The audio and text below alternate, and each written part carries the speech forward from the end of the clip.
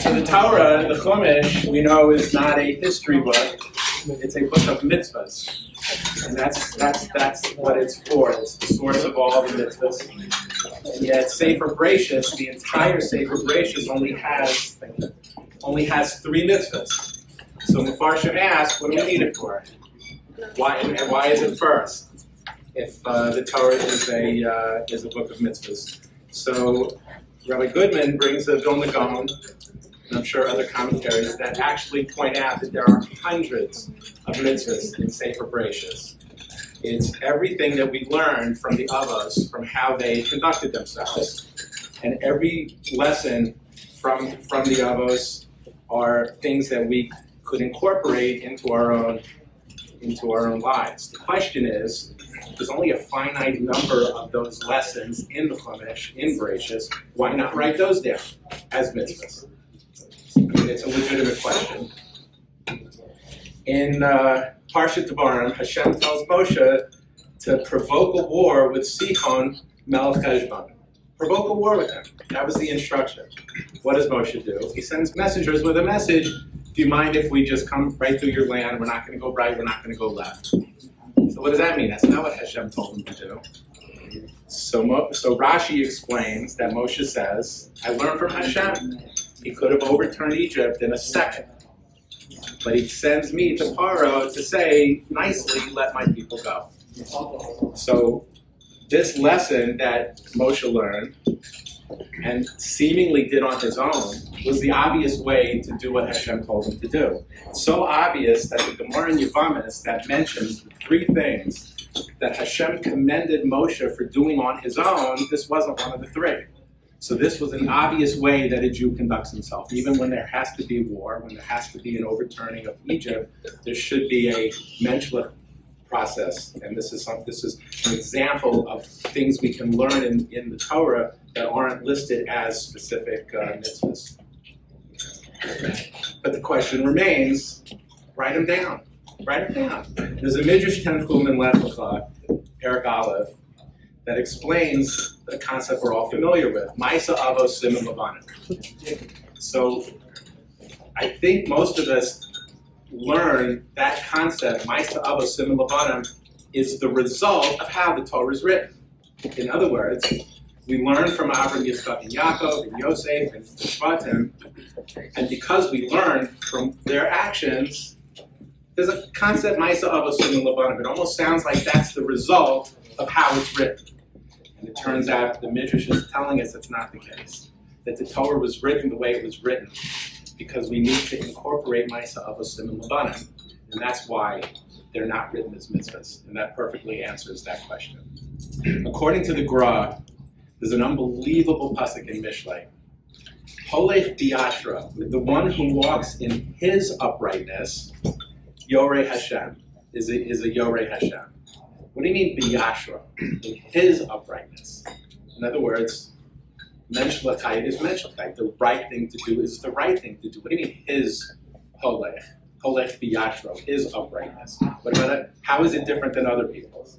And this is the whole point, is that according to the Gra, there's a derech for you that reflects your perspective in life, where you came from, what you learned, what you've experienced, your talents, your abilities. There's a derech to Yiras Hashem that only applies to you.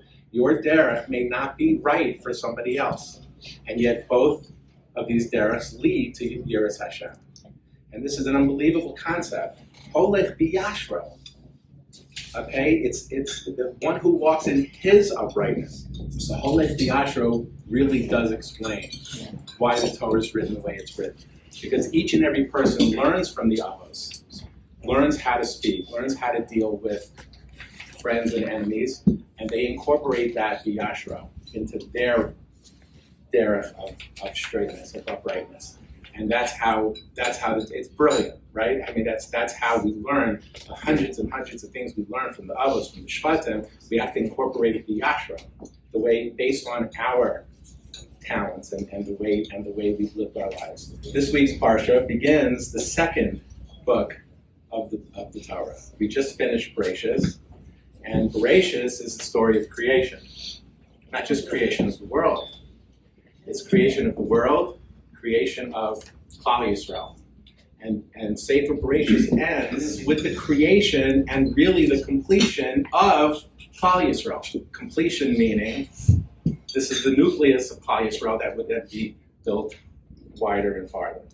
So this is what the beginning of Sefer Shmos is all about. There's a funny thing about Sefer Shmos. The Netziv points out that there are several Rishonim that had their own name for Sefer Shmos. The Ramban calls it Sefer HaGeula. Okay? The Baal Halachas Gedolos, the Baha, calls it Chumash Sheni. Okay? Bereshis is Chumash Rishon, and the Baha calls Shmos Chumash Sheni. But he doesn't call the rest Chumash Shlishi and Revi'i and Chamishi. So obviously he has a special reason for calling it Chumash Sheni. So the reason, according to the Baha, is that Bereshis is the beginning of the story of creation. The Shmos is fulfilling the job of Klal Yisrael. Shmos is Sefer Geula. It talks about how the Jews applied everything we learned in Mitzrayim. We kept our names, our clothes, and what else did we keep? Language. Thank you. So we started applying what we learned as the Shvatim passed away. Their descendants continued with the lessons that they learned, and this was the ultimate goal of creation of the world. And was some nation's going to accept the Torah. Some nation is going to become Hashem's people and spread the light and the wisdom of the Torah to the entire world. So because that was the purpose of creation, that happens in Shmos. So Shmos is Chumash Sheni, according to the Baha'i. I think it's a brilliant point. During creation, the pasuk Vayihir Vayivoker Yom Hashishi, there's a hey saying the sixth day. And this hey is not in any of the other days. So the definitive hey is pointing out that this sixth day is referring to a specific sixth day. What the sixth day is it referring to, Rami? The sixth of Sivan, when the Torah was given.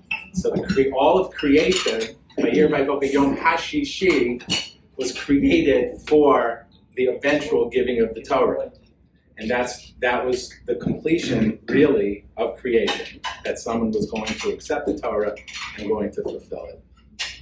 So the creation is completed, and we've established the creation of the world, the holy family tree of Klal Yisrael. This beautiful wedding starts with Sefer Shmos.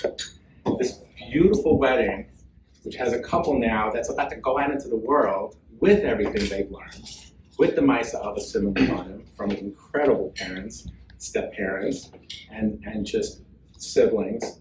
And they're now going to go out on their own to be Holech B'Yashra. They have to find their own Yashra, to find their own Yiras Hashem.